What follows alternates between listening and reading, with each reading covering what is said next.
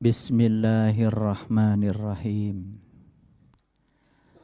Assalamualaikum warahmatullahi wabarakatuh.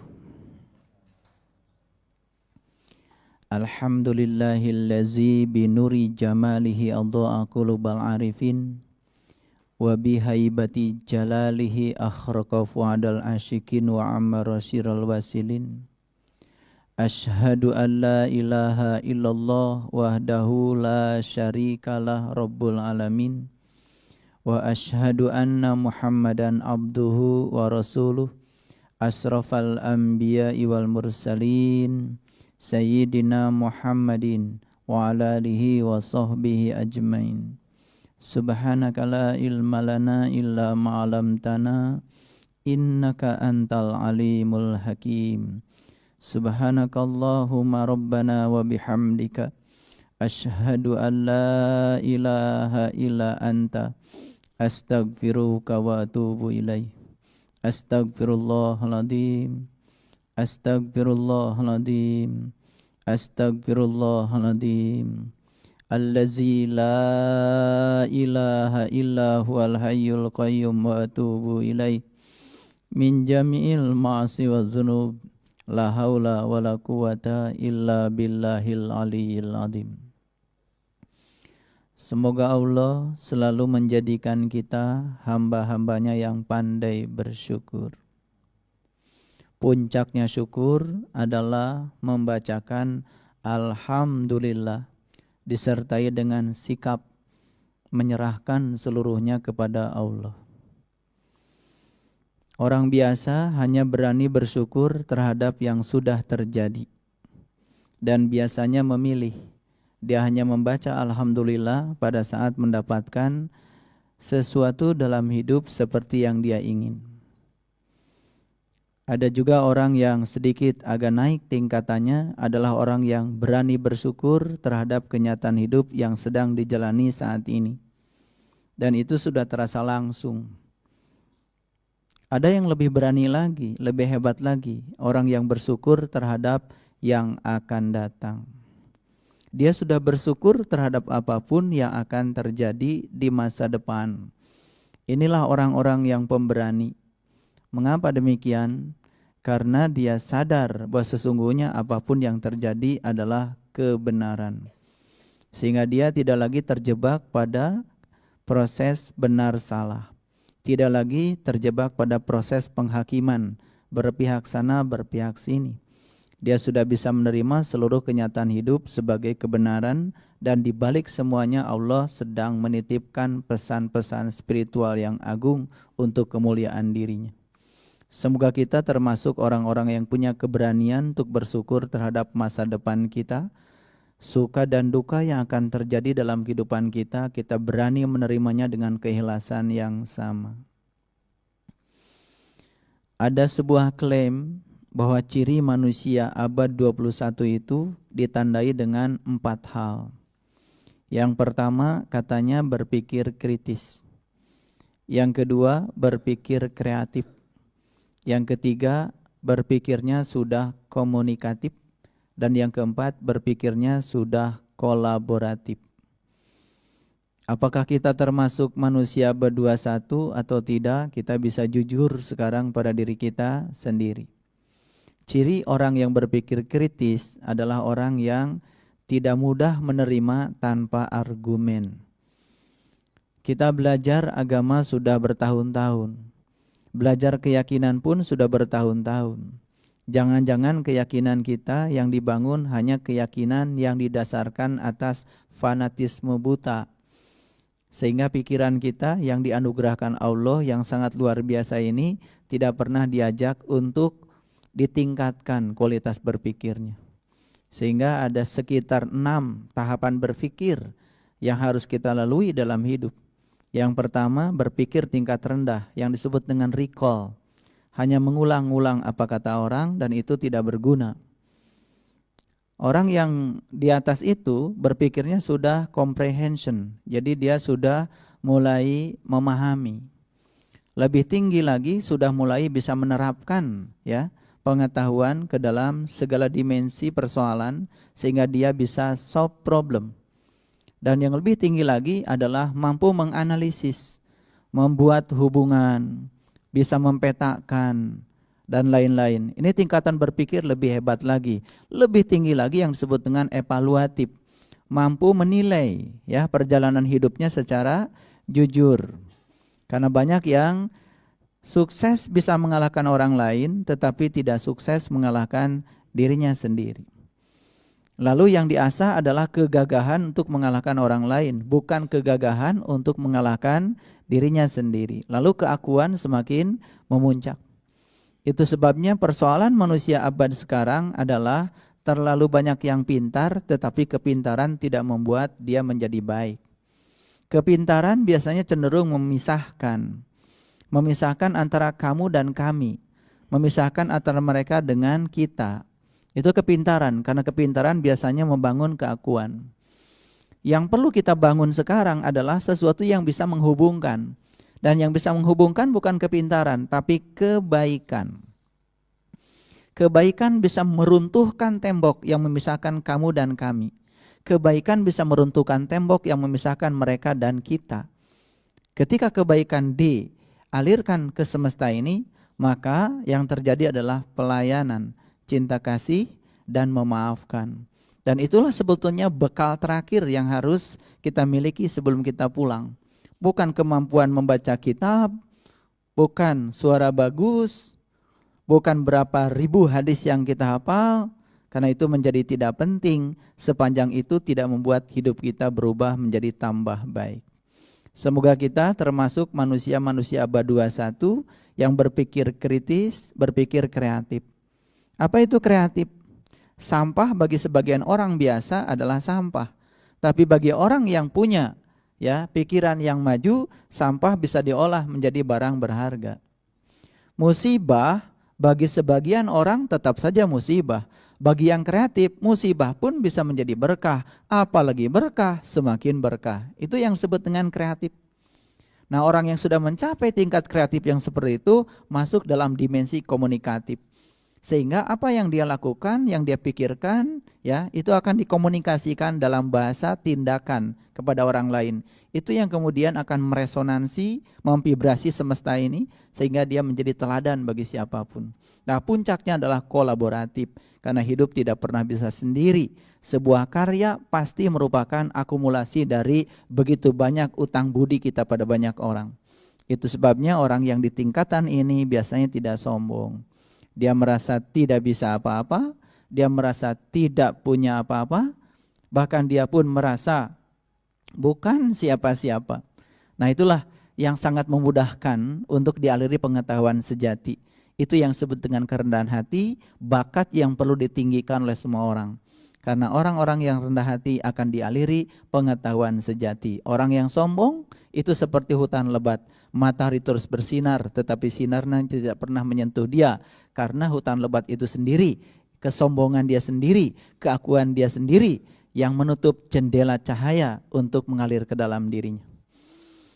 Pada kesempatan yang penuh berkah ini, saya akan kembali untuk mempersilahkan Bapak Ibu sekalian yang punya persoalan ya tentang hidup dan kehidupan yang barangkali ya bisa kita diskusikan di tempat yang penuh berkah ini. Semoga masalah yang disampaikan Bapak Ibu juga masalah bersama setiap manusia di semesta ini, sehingga cukup satu orang yang bertanya tetapi mewakili jutaan bahkan mungkin juga miliaran manusia di semesta ini. Pada kesempatan yang pertama saya persilahkan, siapa yang mau bertanya? Silakan. Assalamualaikum warahmatullahi wabarakatuh. Waalaikumsalam warahmatullahi wabarakatuh. Yang saya mau tanyakan, mengapa Tuhan memberikan anak-anak yang pintar dan cerdas, tetapi Tuhan juga memberikan anak-anak yang berkebutuhan khusus pada yang lain? Yang ingin saya tanyakan, di mana letak keadilan Tuhan, Pak? Terima kasih. Ya, pertanyaan yang sangat bagus. Ini semoga pertanyaan banyak orang. Ini sebetulnya adalah pertanyaan menggugat ya. Kalau masih menggugat itu tanda bahwa di dalam diri kita mungkin masih ada ketidaktahuan. Karena biasanya ketololan dalam hidup itu terjadi akibat akumulasi antara kebodohan dan kesombongan. Ketika kita bodoh, sombong, itu biasanya menghasilkan tindakan-tindakan yang tolol. Ya. Tapi ketika bodoh, kemudian tahu bahwa saya bodoh, saya tidak tahu, tapi saya tahu bahwa saya tidak tahu, biasanya akan banyak orang yang bersimpati untuk memberitahu. Ini pertanyaan yang sedikit menggugat, tetapi semoga ini bukan gugatan kita kepada Allah. Kalau kita menggugat karena ketidaktahuan kita, itu masih mending. Kalau menggugat karena kesombongan kita, itu sudah nggak mending lagi. Jadi pertanyaannya sangat bagus. Ini adalah pertanyaan yang sangat faktual. Mungkin kita pun di sini kan sama ya. Kita punya anak 3, tidak semua anak kita sifatnya sama. Betul? Nah ini pertanyaannya, Tuhan memberikan anak yang pintar, cerdas, soleh, dewasa pada seseorang. Tapi di saat yang bersamaan Tuhan pun memberikan anak yang perlu perhatian khusus pada orang yang lain. Nah ini kan karena kita masih berpikir dualistik. Dan saya akan coba uraikan perlahan, semoga ini menjadi pencerahan. Anak-anak yang berkebutuhan khusus tidak mungkin dititipkan pada orang biasa. Anak-anak yang berkebutuhan khusus pasti dititipkan Tuhan pada orang-orang yang luar biasa. Jadi saya ingin sampaikan kepada Bapak Ibu yang dititipi anak mungkin saja autis, mungkin saja memiliki keterbelakangan mental dan lain-lain, percayalah Bapak Ibu sedang dinilai Allah menjadi orang yang luar biasa. Kenapa demikian? Bagi saya, anak-anak yang semacam itu ibarat malaikat yang harus dihormati. Karena anak-anak yang berkebutuhan khusus seperti itu, itulah guru spiritual yang sesungguhnya. Guru spiritual bukan yang di pesantren. Guru spiritual yang bukan yang sedang ngasih pelatihan motivasi. Bukan saya yang di sini. Guru spiritual kita adalah segala kontradiksi dalam hidup. Termasuk mungkin anak-anak yang berkebutuhan khusus. Mungkin juga ada yang punya pasangan berkebutuhan khusus. Mungkin ada juga yang punya tetangga berkebutuhan khusus. Mungkin. Percayalah bahwa sesungguhnya mereka dititipkan bukan pada orang sembarang. Pasti dititipkan pada orang yang penuh cinta kasih. Yang sedang diluaskan lagi cinta kasihnya oleh Allah. Saya menemukan data. Karena saya bergerak di bidang pendidikan. Saya juga menjadi konsultan di banyak sekolah. Di mana di situ ada anak-anak yang berkebutuhan khusus. Dan saya pernah wawancara dengan beberapa orang yang orang tuanya dititipi anak semacam itu. Ternyata mereka itu orang-orang tua yang hebat. Yang sangat berbeda dengan orang tua biasa. Itu sebabnya saya mengucapkan selamat ya untuk mereka yang dititipi Allah seperti itu. Kalau anak-anak yang berkebutuhan khusus itu adalah guru spiritual kita, layaknya guru itu dihormati. Layaknya guru itu dihormati. Makanya kita pernah berjanji ya, kalau belajar ilmu akan patuh dan bakti pada guru. Bukan guru spiritual yang itu. Tapi guru spiritual kita yang sesungguhnya adalah kehidupan nyata. Segala kontradiksi yang terjadi dalam hidup. Jadi oleh karena itu ya, diberi anak yang pintar dan cerdas, alhamdulillah. Diberi anak yang berkebutuhan khusus juga, alhamdulillah. Diterima dengan keikhlasan yang sama, disitulah letaknya kesempurnaan. Sempurna bukan ketika kita mendapatkan anak yang pintar. Bukan ketika mendapatkan anak yang cerdas, yang dewasa. Karena apa? Pada diri anak-anak yang pintar dan dewasa, mungkin tidak ada kreativitas kita. Tapi pada diri anak-anak yang berkebutuhan khusus, mungkin di situ kesabaran kita dinaikkan. Kebijaksanaan kita dinaikkan. Keluasan pikiran kita dinaikkan. Bukankah puncak akhirnya adalah kedewasaan spiritual kita? Itu kebaikan. Tidak ada musibah di situ. Itu berkah yang sangat luar biasa bagi mereka yang sadar dan tahu. Mungkin ada orang tua yang mengatakan sakit ya ketika dia membandingkan anaknya dengan anak yang lain. Ingat, membandingkan itu bisa membuat kita sakit. Tapi kalau kita percaya bahwa sesungguhnya anakku adalah anak terbaik titipan Tuhan untukku.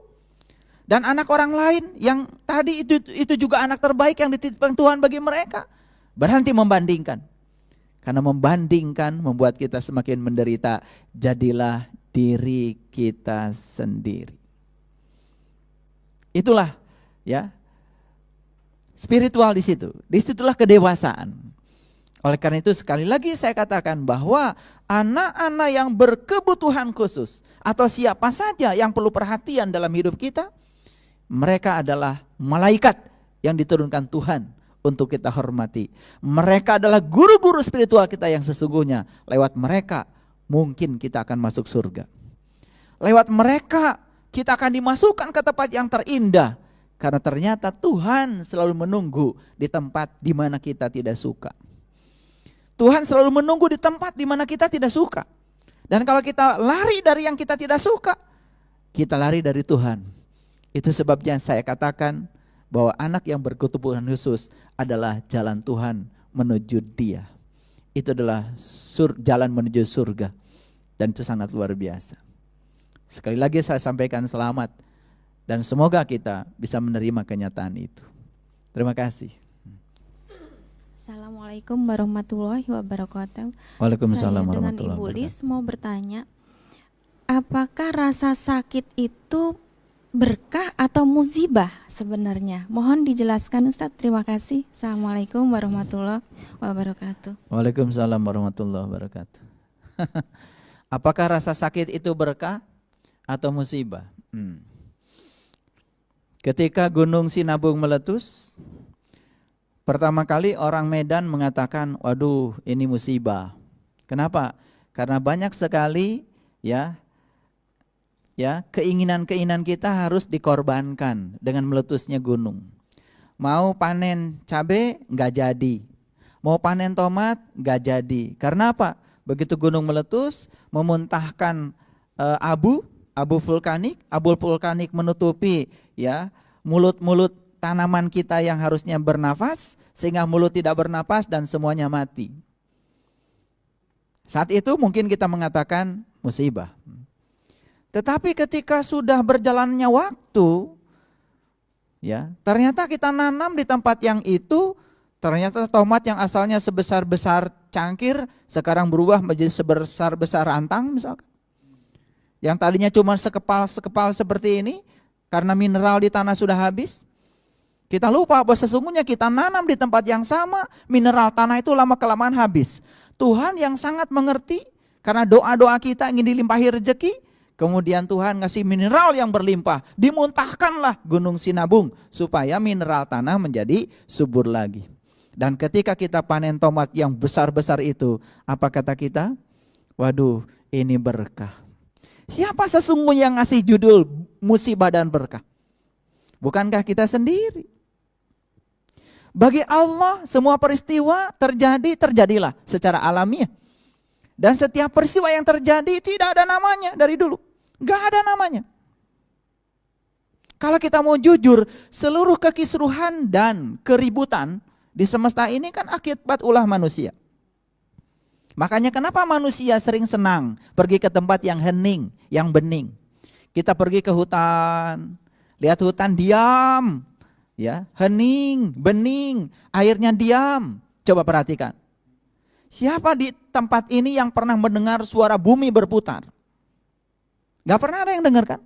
Padahal bumi ini berputar kencang sekali. Dengan kecepatan yang sangat luar biasa. Saking cepatnya kita tidak merasa berputar, bahkan merasa diam. Lihat ciptaan manusia, mobil bergerak, bising. Betul? Pesawat bergerak, bising. Tapi ada 30 miliar triliun bintang di semesta ini tidak ada suaranya. Hening bening. Bahkan pohon menyumbangkan buah pun dalam hening dan bening. Kenapa demikian? Karena keheningan dan kebeningan itu adalah mutlak sifat alam semesta. Makanya tugas kita dalam hidup ini adalah kembali hening, kembali bening. Disitulah karya-karya besar dihasilkan. Pohon dalam diam dia menyumbang ribuan liter oksigen.